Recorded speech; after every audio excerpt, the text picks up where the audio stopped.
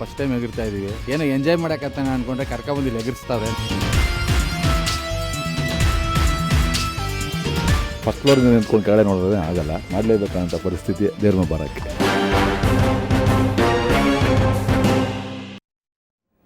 ಸಾವಿನ ಜಿಗಿತ ಮಾಸ್ತಿಗುಡಿ ಚಿತ್ರೀಕರಣ ಕ್ಲೈಮ್ಯಾಕ್ಸ್ ನಡೆಸಿದಂತಹ ಚಿತ್ರತಂಡ 2 ಜೀವವನ್ನು ಬಲಿ ತೆಗೆದುಕೊಂಡಿದ್ದು. ಈ ಹಿನ್ನೆಲೆಯಲ್ಲಿ ಮಾಸ್ತಿಗುಡಿ ಚಿತ್ರತಂಡದ ವಿರುದ್ಧ BWSSP ದೂರು ದಾಖಲಿಸಿದೆ. ನಿರ್ಮಾಪಕ, ನಿರ್ದೇಶಕ, ಸಾಹಸ ನಿರ್ದೇಶಕರ ವಿರುದ್ಧ FIR ದಾಖಲಾಗಿರುವಂಥದ್ದು. ನಿರ್ಮಾಪಕ ಸುಂದರ್, ನಿರ್ದೇಶಕ ನಾಗಶೇಖರ್, ಸಾಹಸ ನಿರ್ದೇಶಕ ರವಿವರ್ಮಾ ವಿರುದ್ಧ ಸೆಕ್ಷನ್ 188 ಮತ್ತು 304ರಂತೆ ಕೇಸ್ ದಾಖಲಿಸಿಕೊಳ್ಳಲಾಗಿದೆ. ಸೆಕ್ಷನ್ 188 ಅಂದರೆ ಷರತ್ತುಗಳನ್ನು ಉಲ್ಲಂಘಿಸಿದ ಆರೋಪ. ತಾವರೆಕೆರೆ ಪೊಲೀಸ್ ಠಾಣೆಯಲ್ಲಿ ದೂರು ದಾಖಲಾಗಿರುವಂಥದ್ದು. ಮಾಸ್ತಿಗುಡಿ ಚಿತ್ರತಂಡ ಎಲ್ಲ ನಿಯಮಗಳನ್ನು ಗಾಳಿಗೆ ತೂರಿದೆ ಎನ್ನುವಂತಹ ಹಿನ್ನೆಲೆಯಲ್ಲಿ BWSSP ದೂರು ದಾಖಲಿಸಿದ್ದು, ನಿರ್ಮಾಪಕ, ನಿರ್ದೇಶಕ, ಸಾಹಸ ನಿರ್ದೇಶಕರ ವಿರುದ್ಧ FIR ದಾಖಲಾಗಿದ್ದು ಸೆಕ್ಷನ್ 188 ಮತ್ತು 304ರಂತೆ ಕೇಸ್ ದಾಖಲಿಸಿಕೊಳ್ಳಲಾಗಿದೆ. ಸೆಕ್ಷನ್ 188 ಅಂದರೆ ಷರತ್ತುಗಳನ್ನು ಉಲ್ಲಂಘಿಸಿದ ಆರೋಪ. ತಾವರೆಕೆರೆ ಪೊಲೀಸ್ ಠಾಣೆಯಲ್ಲಿ ದೂರು ದಾಖಲಾಗಿದೆ, FIR ರಿಜಿಸ್ಟರ್ ಆಗಿದೆ.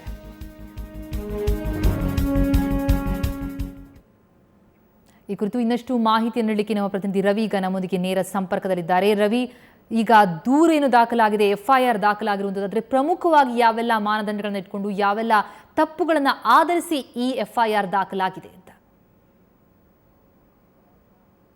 ಪ್ರತಿಮಾ, ನಿನ್ನೆ ಮಧ್ಯಾಹ್ನ ನಡೆದಂತಹ ಮಾಸ್ತಿಗುಡಿ ಕ್ಲೈಮ್ಯಾಕ್ಸ್ ಸನ್ನಿವೇಶದಲ್ಲಿ ಇಬ್ಬರು ಅನಿಲ್ ಮತ್ತು ಉದಯ್ ಏನಿದ್ರೆ ಇವರಿಬ್ಬರು ಕೂಡ ಹೆಲಿಕಾಪ್ಟರಿಂದ ಜಿಗಿದು ಮೃತಪಟ್ಟಿರುವಂಥದ್ದು. ಇದು ಮೇಲ್ನೋಟಕ್ಕೆ ಸ್ಪಷ್ಟವಾಗಿ ಗೊತ್ತಾಗ್ತಿರುವಂಥದ್ದು, ಕಾನೂನುಗಳ ನಿಯಮಗಳ ಉಲ್ಲಂಘನೆ ಆಗಿರುವಂಥದ್ದು ಸ್ಪಷ್ಟವಾಗಿ ಗೊತ್ತಾಗ್ತಿರೋದು.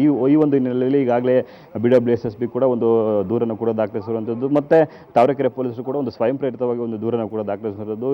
2 ಸೆಕ್ಷನ್ಗಳ ಅನ್ವಯ ಇವರ ಮೂವರ ಮೇಲೆ ಕೂಡ ಒಂದು FIR ಕೂಡ ದಾಖಲಾಗಿರುವಂಥದ್ದು. ಮೊದಲನೇದಾಗಿ ಮುಖ್ಯವಾಗಿ 188 ಅಂದರೆ ಇದು ವೈಲೇಷನ್ ಆಫ್ ಕಂಡೀಷನ್ ಅಂದರೆ ನಿಯಮಗಳ ಉಲ್ಲಂಘನೆಯ ಸ್ಪಷ್ಟವಾಗಿ ಕಾಣ್ತಿರುವಂತಹ ಒಂದು ಹಿನ್ನೆಲೆಯಲ್ಲಿ ಸೆಕ್ಷನ್ IPC ಸೆಕ್ಷನ್ 188 ಆಗಿರುವಂಥದ್ದು. ಮತ್ತೊಂದು 304 ಸೆಕ್ಷನ್ ಆಗಿರುವಂಥ IPC 304 ಅಂದರೆ ಕೊಲೆಯಲ್ಲದ ಉದ್ದೇಶ ಇದ್ದರೂ ಕೂಡ ಕೊಲೆ ನಡೆದಿದೆ ಅನ್ನುವಂತಹ ಒಂದು ಪ್ರಕರಣವನ್ನು ಕೂಡ ದಾಖಲಾಗಿರುತ್ತದೆ. ಅಂದರೆ ಬಹುಶಃ ನಾವೀಗ ಯಾವುದಾದ್ರೂ ಒಂದು ಅಪಘಾತ ನಡೆದಂತಹ ಸಂದರ್ಭದಲ್ಲಿ ಒಬ್ಬ ವ್ಯಕ್ತಿಗೆ ನಾವು ಡಿಕ್ಕಿ ಹೊಡೆದ ಸಂದರ್ಭದಲ್ಲಿ ವಾಹನ ಚಾಲಕನಿಗೆ ಯಾವುದೇ ಉದ್ದೇಶ ಇರಲ್ಲ. ಬಹುಶಃ ಇದನ್ನು 304 ಸೆಕ್ಷನ್ A ಅಂತ ಪರಿಗಣನೆ ಮಾಡ್ತಾರೆ. ಆದರೆ ಅದೇ ವ್ಯಕ್ತಿ ಉದ್ದೇಶಪೂರ್ವಕವಾಗಿ ಆತನ ಮೇಲೆ ಗಾಡಿಯನ್ನು ಹತ್ತಿಸಿ ಆತನ ಕೊಲೆ ಮಾಡುವಂತಹ ಉದ್ದೇಶ ಇದ್ದರೆ ಆ ಒಂದು ಸೆಕ್ಷನ್ ಏನು ಬರುತ್ತೆ, 304 ಬರುತ್ತೆ. ಅಂದರೆ 304 ಇಲ್ಲಿ ಈ ಒಂದು ಪ್ರಕರಣದಲ್ಲೂ ಕೂಡ 304 ಹಾಕಿರೋದು. ಅಂದರೆ ಮುಖ್ಯವಾಗಿ ಗೊತ್ತಾಗ್ತಿರೋದಂದರೆ ಬಹುಶಃ ಅಲ್ಲಿಂದ ಬಿದ್ದರೆ ಆತ ಮೃತಪಡ್ತಾನೆ ಅನ್ನುವಂತಹ ಮಾಹಿತಿ ಗೊತ್ತಿದ್ರೂ ಕೂಡ ಈ ಸಾಹಸಕ್ಕೆ ಇವರು ಮುಂದೆ ಮಾಡಿರೋದು ನಿಜಕ್ಕೂ ಕೂಡ ಇದು ಒಂದು ರೀತಿಯಂತಹ ಕೊಲೆ ಆರೋಪ ಅನ್ನುವಂತಹ ಒಂದು ಅಂಶ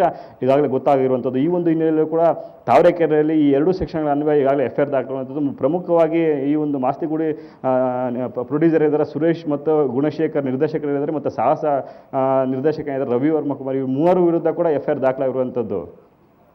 ರವಿ, ನಿಜಕ್ಕೂ ಕೂಡ ನಿನ್ನೆಯಿಂದಲೂ ಸುವರ್ಣ ನ್ಯೂಸ್ ಕೂಡ ಈ ಮಾತನ್ನ ಹೇಳ್ತಾ ಇತ್ತು. ಅಂದರೆ ಇದನ್ನ ಈ ಮೇಲ್ನೋಟಕ್ಕೆ ಅಥವಾ ಈ ಒಂದು ಪ್ರಕರಣವನ್ನು ಗಮನಿಸ್ತಾ ಇದ್ದಾಗ ಸೇಫ್ಟಿ ಮೆಜರ್ಸ್ಗಳನ್ನ ಯಾವುದೂ ತೆಗೆದುಕೊಳ್ಳದೇ ಇದ್ದದ್ದು, ದಿವ್ಯ ನಿರ್ಲಕ್ಷ್ಯ, ಇದೊಂದು ರೀತಿಯ ಕೊಲೆ, 2 ಜೀವವನ್ನು ಬಲಿ ತೆಗೆದುಕೊಂಡಿದೆ ಅಂತ. ಹಾಗಾಗಿ ಕೇಸ್ ಕೂಡ ಆ ಹಿನ್ನೆಲೆಯಲ್ಲಿ ದಾಖಲಾದ ಹಿನ್ನೆಲೆಯಲ್ಲಿ ಈಗ ಪನಿಷ್ಮೆಂಟ್ ಏನಾಗಬಹುದು, ಈ ದಾಖಲೆ ಒಂದು ರೀತಿಯಲ್ಲಿ ಬಹಳ ಗಂಭೀರವಾದಂಥ ಪ್ರಕರಣ, 2 ಜೀವ ಹೋಗಿದೆ. ಹಾಗೆಯೇ 304ರ ಅಡಿಯಲ್ಲಿ ದೂರನ್ನು ದಾಖಲಿಸಿಕೊಂಡಿರುವಂತಹ ಹಿನ್ನೆಲೆಯಲ್ಲಿ ಮುಂದೇನು ಅನ್ನುವಂಥದ್ದು?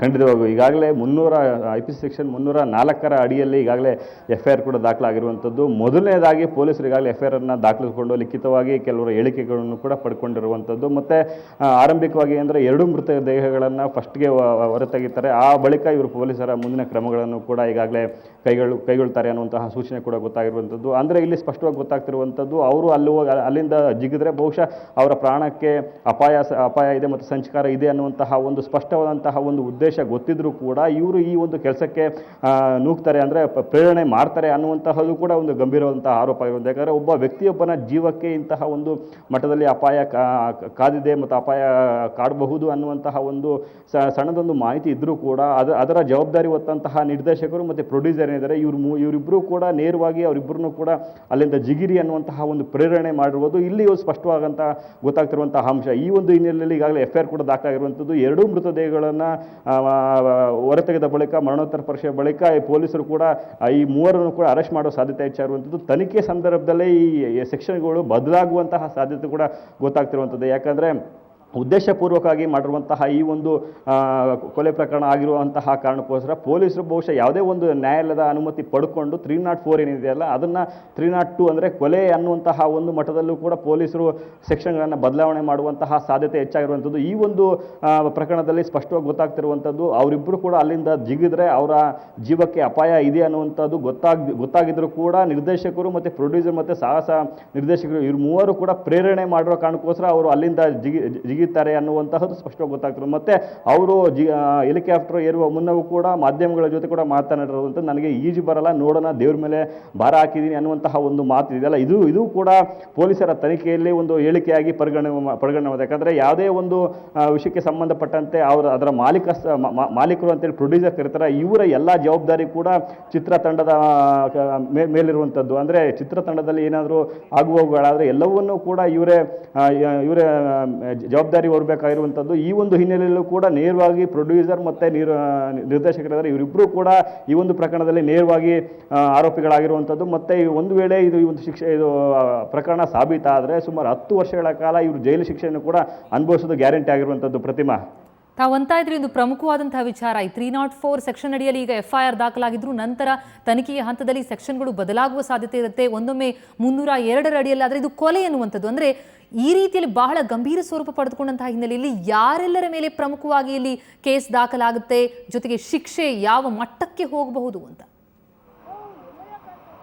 ಖಂಡಿತವಾಗಿ ಪ್ರತಿಮಾ. ಅಂದರೆ ಬಹುಶಃ ನಾನು ಈಗಾಗಲೇ ಹೇಳಿದಂತೆ 304 ಅಂದರೆ ಉದ್ದೇಶವಲ್ಲದ ಕೊಲೆ ಅನ್ನುವಂತಹ ಒಂದು ಹೇಳಿಕೆ ಆಧಾರ ಮಾಡಿಕೊಂಡು ಈಗಾಗಲೇ IPC ಸೆಕ್ಷನ್ 304 ಅಡಿಯಲ್ಲಿ FIR ಕೂಡ ದಾಖಲಾಗಿರುವಂಥದ್ದು. ಪೊಲೀಸರು ಇಲ್ಲಿ ಒಂದು ಸ್ವಲ್ಪ ನೈಜತೆಯನ್ನು ಕೂಡ ಸಾರಿದ್ದಾರೆ ಅನ್ಬೋದು. ಯಾಕಂದರೆ 304A ಹಾಕಿದರೆ ಬಹುಶಃ ನಿರ್ಲಕ್ಷ್ಯ ಅಂತ ಅನ್ನೋದು ಮಾತ್ರ ಗೊತ್ತಾಗ್ತಿತ್ತು. ಆದರೆ ಇಲ್ಲಿ ಪೊಲೀಸರು 304A ಬದಲಾಗಿ 304 ಹಾಕಿರುವಂಥದ್ದು, ಇಲ್ಲಿ ಪೊಲೀಸರು ಕೂಡ ಇಲ್ಲಿ ಕೆಲಸ ಮಾಡ್ತಿದ್ದಾರೆ ಅನ್ನೋದು ಸ್ಪಷ್ಟವಾಗಿ ಗೊತ್ತಾಗ್ತಿರುವಂಥದ್ದು. ಯಾಕಂದರೆ ಈ ಪ್ರಕರಣದ ಗಂಭೀರತೆಯನ್ನು ಕೂಡ ಪೊಲೀಸರು ಅರಿತಿರುವಂಥದ್ದು ಈ ಒಂದು FIR ಅಲ್ಲಿ ಸ್ಪಷ್ಟವಾಗಿ ಗೊತ್ತಾಗ್ತಿರುವಂಥದ್ದು. ಯಾಕಂದರೆ 304A ಹಾಕಿದರೆ ಬಹುಶಃ ಇಂಪ್ರೂವ್ಮೆಂಟ್ ಆದರೆ ಆರೋಪ ಸಾಬೀತಾಗಿದ್ರೆ ಕೇವಲ 2 ವರ್ಷಗಳ ಕಾಲ ಮಾತ್ರ 2 ವರ್ಷಗಳ ಕಾಲ ಮಾತ್ರ ಶಿಕ್ಷೆ ಆಗಿರುವಂಥದ್ದು. ಆದರೆ 304 ಅಂದರೆ ಉದ್ದೇಶವಲ್ಲದ ಕೊಲೆ ಪ್ರಕರಣ ಆಗಿರೋ ಕಾರಣಕ್ಕೋಸ್ಕರ ಇದು 10 ವರ್ಷಗಳವರೆಗೂ ಕೂಡ ಶಿಕ್ಷೆ ಪ್ರಮಾಣ ನೀಡುವಂತಹ ಅಧಿಕಾರ ನ್ಯಾಯಾಲಯಕ್ಕಿರುವಂಥದ್ದು. ಈ ಒಂದು ಹಿನ್ನೆಲೆಯಲ್ಲೂ ಕೂಡ ತನಿಖೆ ಮಾಡಿದಂತಹ ಪೊಲೀಸರು ಈಗಾಗಲೇ 304 ಅಡಿಯಲ್ಲೂ ಕೂಡ ಪ್ರಕರಣ ದಾಖಲು ಮಾಡಿಕೊಂಡಿರುವಂಥದ್ದು. ಮುಖ್ಯವಾಗಿ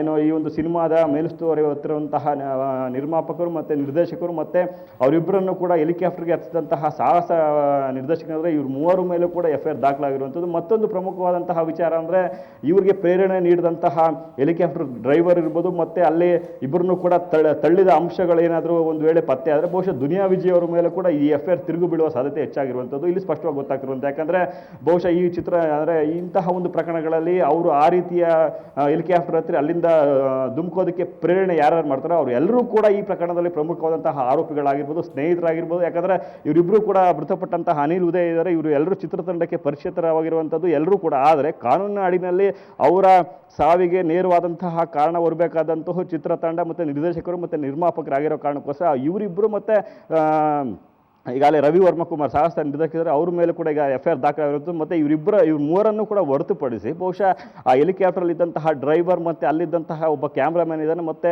ಇವರಿಬ್ಬರನ್ನು ಕೂಡ ಕೆಳಗಡೆ ತಳ್ಳುವಂತೆ ಕೊನೆ ಕ್ಷಣದಲ್ಲಿ ಯಾರಾದರೂ ಪ್ರೇರಣೆ ಮಾಡಿದರೆ ಅಂದರೆ ಹೆಲಿಕಾಪ್ಟರಲ್ಲಿ ಇದ್ದಂತಹ ಮತ್ತೊಬ್ಬ ವ್ಯಕ್ತಿ ಅಂದರೆ ದುನಿಯಾ ವಿಜಯ್, ಬಹುಶಃ ಇವರೇನಾದರೂ ಪ್ರೇರಣೆ ಮಾಡಿ ಅಲ್ಲಿಂದ ತಳ್ಳುವ ಒಂದು ಪ್ರಯತ್ನ ಮಾಡಿದರೆ ಬಹುಶಃ ಆ ಒಂದು ಹಿನ್ನೆಲೆಯಲ್ಲಿ ಕೂಡ ದುನಿಯಾ ವಿಜಯರ ಮೇಲೆ ಕೂಡ ಈ ಸೆಕ್ಷನ್ಗಳು ಹಾಕುವ ಸಾಧ್ಯತೆ ಹೆಚ್ಚಾಗಿರುವಂಥದ್ದು. ಪ್ರತಿಮಾ.